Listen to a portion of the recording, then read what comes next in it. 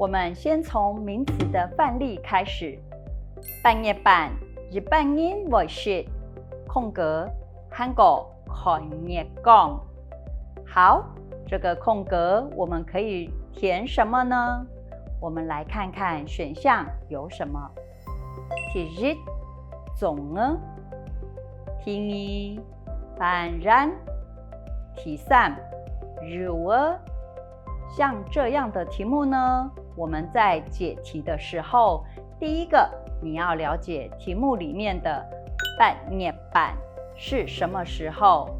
我们客家人讲半夜版，8月半，8月的一半就是8月15，也就是中秋节。中秋节我们可能吃的是月饼或是柚子，你就能选出答案3，柚子、肉。那么其他2个选项，粽呢？粽子我们会在端午节的时候吃。第2个选项，ban ran。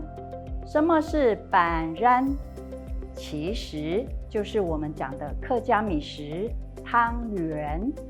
ban ran常在冬至时吃。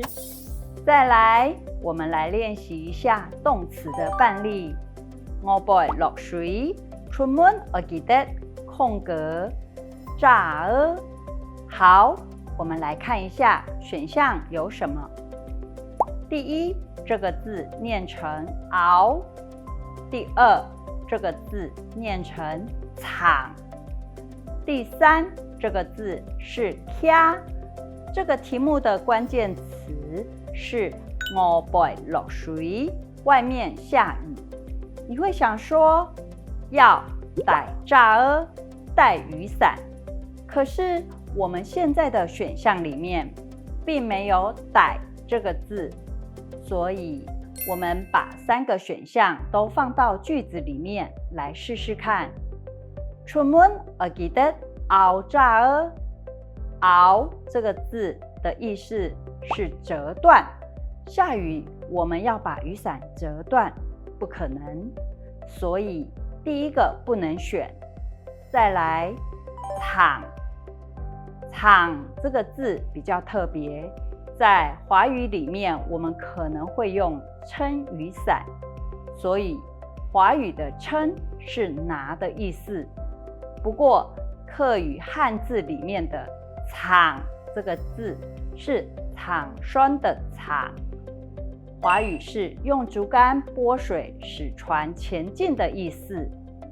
第三，卡这个字就相当于华语的高举或拿。我背落水，出門我記得卡炸兒。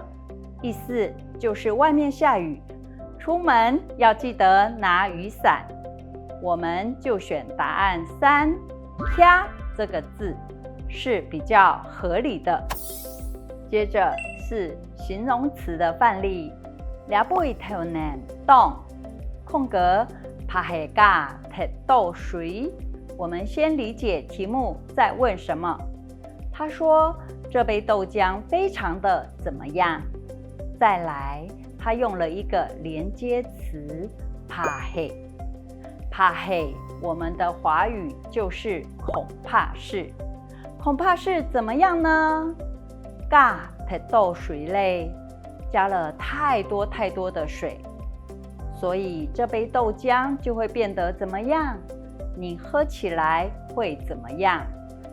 我们的选项里面，第一个是 you， 第二个是 say， 第三个是 time。